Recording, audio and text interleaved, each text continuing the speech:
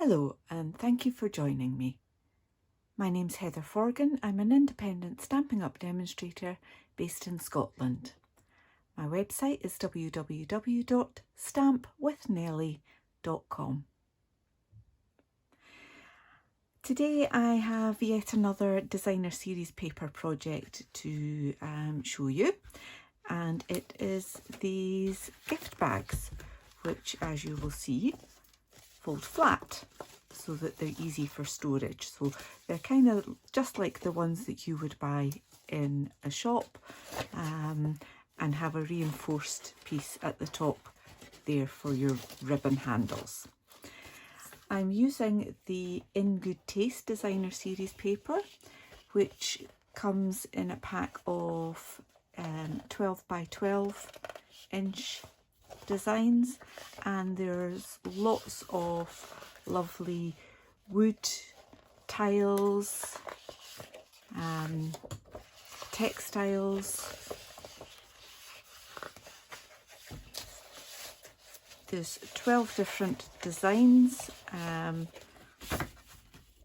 and they are of course double-sided, so you've got plaster effects, some more kind of textile ones, tiles,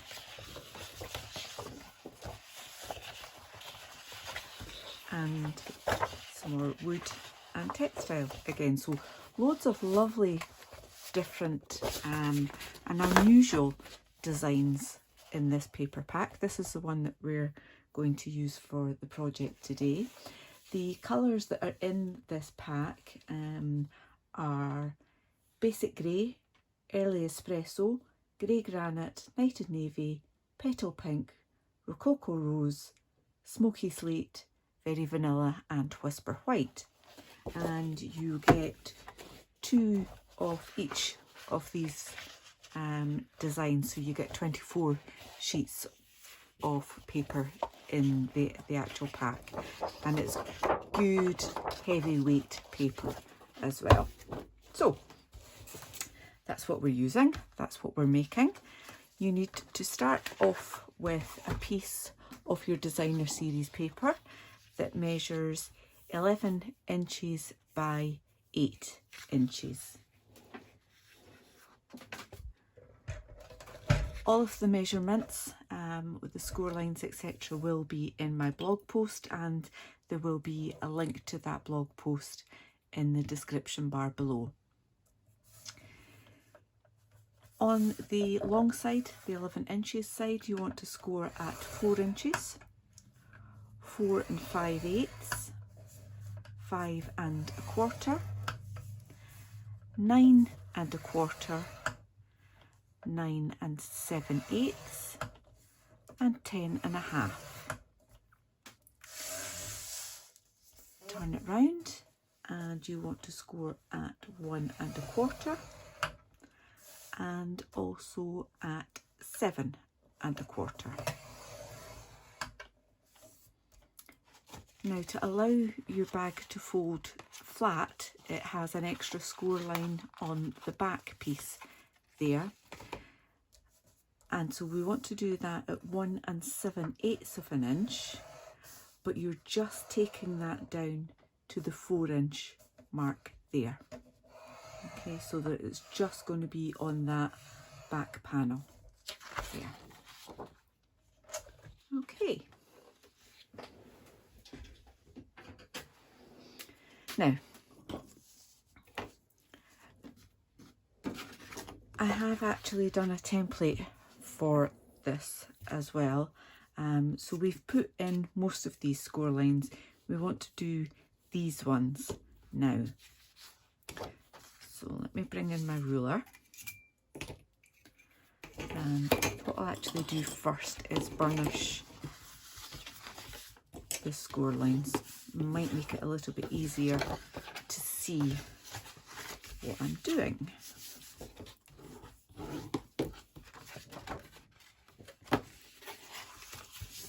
Now, because you've got a kind of pleat at the side of the bag, some of the score lines need to go the opposite way. So you've got that kind of shape there for the side of the bag. You've got a mountain and a valley and a mountain on there. So with this one, let's go the normal way. This one needs to come the opposite way. That. And then normal again like that. So that you end up with a piece that looks like that. Okay. And you've got your score line there and this one at the top as well.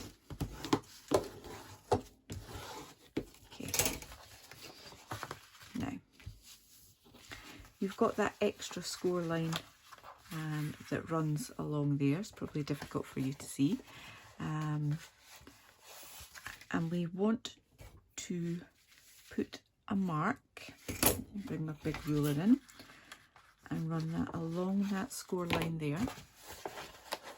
Oops. Like that. That's not very straight. That's about straight.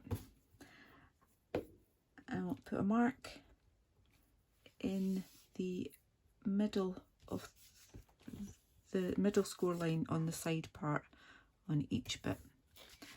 Just put a pencil mark in that I can take out again afterwards. And that's what I want to use to line up these diagonal score lines. Okay. So I want to mark, that's my mark, and I want to score down to that score line there.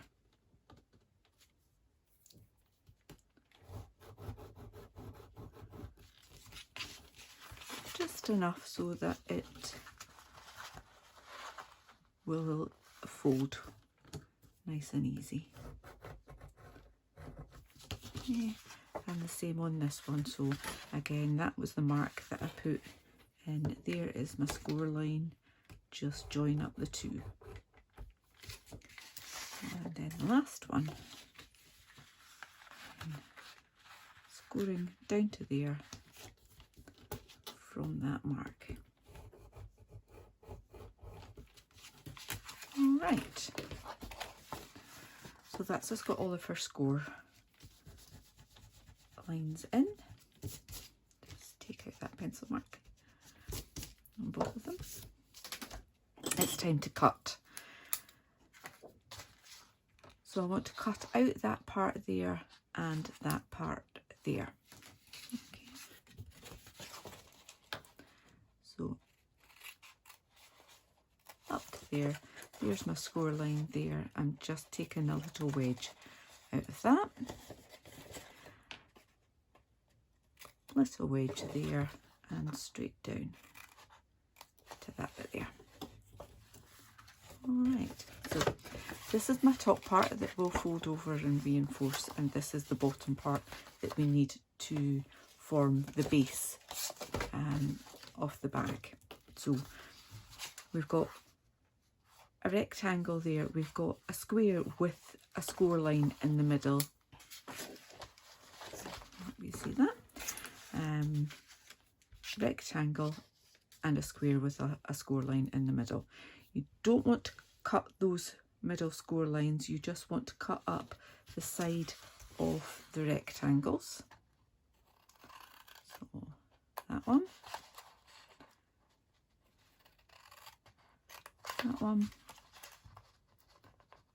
and that one. Okay, so we're done with those two, and just do a little wedge of these ones. Didn't do that very well. There we go.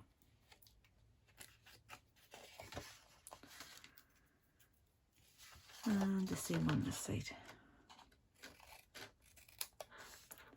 Just taking that little bit of a wedge out just helps the corners go together a little bit easier, the tabs go together. Okay, So we've done all of our cutting and our scoring. Now I can get rid of that. It's a case of just putting it together. Now, I'm going to put just a little bit of glue in the section of, in the top section there, just in the middle, and it's just to hold it down. This bit is just to reinforce, and I don't want to put it all the way to the end, because when I bring that bit over like that, if I was just to join that together, then I would have a different colour. This bit would be showing on the inside. So I want to actually tuck that in there when I join it up. And then that way you won't see it at all. You get a much neater finish that way. So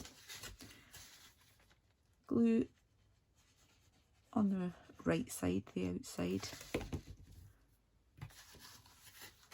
Bring it over, and as I say, just tuck, I don't want to get too much glue on my fingers, tuck that in there, and then you can press it down just as normal. Okay, so you've got your seam running there. I'll just give that a press. And you've got a nice neat join in there without seeing the opposite side of the paper. Okay, I'll give that another press just because we've now got extra layers of paper in there. That's it. So now time to assemble the base. This piece with the extra score line is the back. So fold in your two side tabs, just put a little bit of glue on there, then fold in the back piece, then glue this final piece there and fold it round. Okay.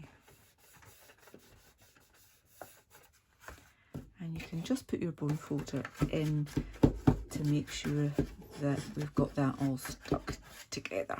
Here we are. So that's the score line that's on the back. Press it all together, and oops, I've gone a bit too far there. That's it.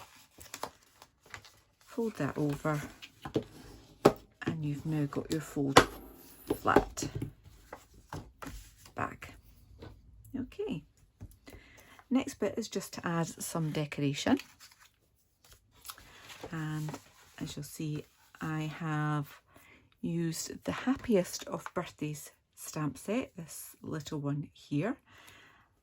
I have stamped that with Early Espresso ink onto Very Vanilla card, and I've used the stitched rectangle dies to cut that out. Okay, now I wanted to layer that, as you'll see that I've done with that, but the die that is slightly wider than the one that I used is a lot longer than the one that I used. So to get around that, I cut it from Early Espresso card just as normal. I'd already cut the one that I stamped. Move that out the way. And what I wanted to do was put that in place and then decide where I want to cut this for a second time. So it's about there. Okay, now the die, when it cuts the stitching, it's kind of got little teeth there, and you will feel them slot back in place when you put your card back in the die. And once you've done that, you can add a bit of washi tape, which is why I've got sticky marks all over my die, and then just run it back through your die cutting machine again. It'll chop that bit off. It won't do anything different on there because your die is in exactly the same place as it was, and you will end up with a bit, instead of that shape, which is a much neater fit. Okay, so just using your die twice to shorten the length of the bit that you want. Simply adding glue to that.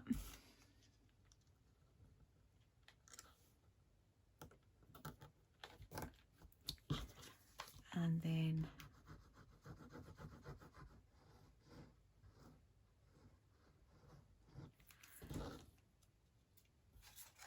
adding that to your bag, and this is where folding it flat helps as well. Okay.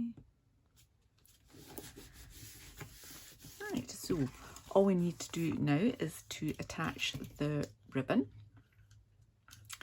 So I am using my crocodile. In a second, I need to adjust it. There. Okay. So I'm using the smaller of the two holes. And I'm just using the guide to make sure that I've got my holes in the same position down that way, or close to at least. Okay, like that. Now, with this one, I tied individual knots inside, and with this one, I actually just did one big loop of ribbon so that it's a bit easier to make sure that you've got your handles the same. So that's an easier way to do it. Just feed it through and tie it once in the inside. But I'll do the same as I did with that one just to show you how that works. Okay. So what I'll do actually is I'll just cut 2 pieces. Actually, I don't know if that'll be long enough, will it? Yeah, it should do.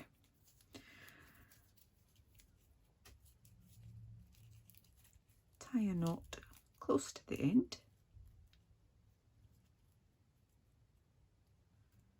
Like that. Just fold my bag back out again, just makes it a little bit easier. Thread the other end from the back through to the front, and from the front through to the back, and tie another knot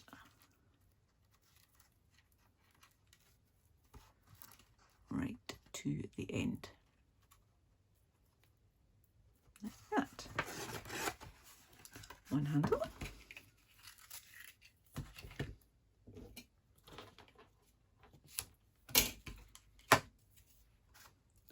Same again.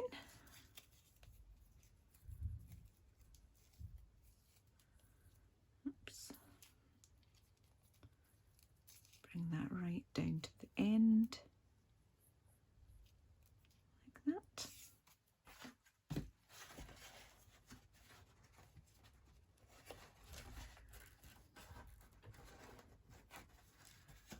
Feed it through.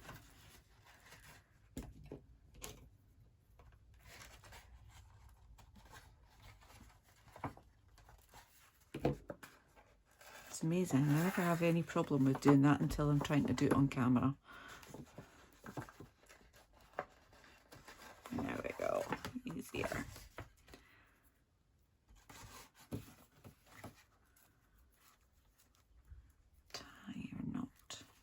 before I tighten that, what I'm going to do is just check that my handles are the same. Yeah, very much. So I can just tighten that, chop off that little bit extra that I put on. Here we go.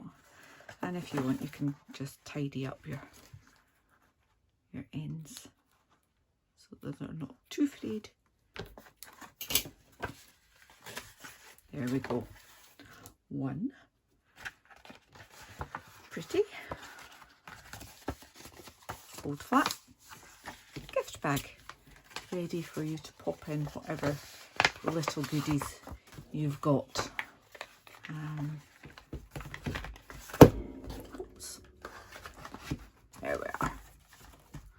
So we have two slightly different versions, just using different ribbon, different designer series paper pattern, but both very pretty little gift bags that I'm sure anyone would be pleased to receive a gift in. I hope you've enjoyed that project. As I say, all of the details of the products that I've used and the dimensions will be listed in my blog, and there's a link to that in the description bar underneath. If you haven't already subscribed to my YouTube channel, I really would appreciate it if you did. And if you want to receive notifications of the next time that I publish a video, please click on the bell icon too. Thank you so much for watching. Until the next time, take care. Bye.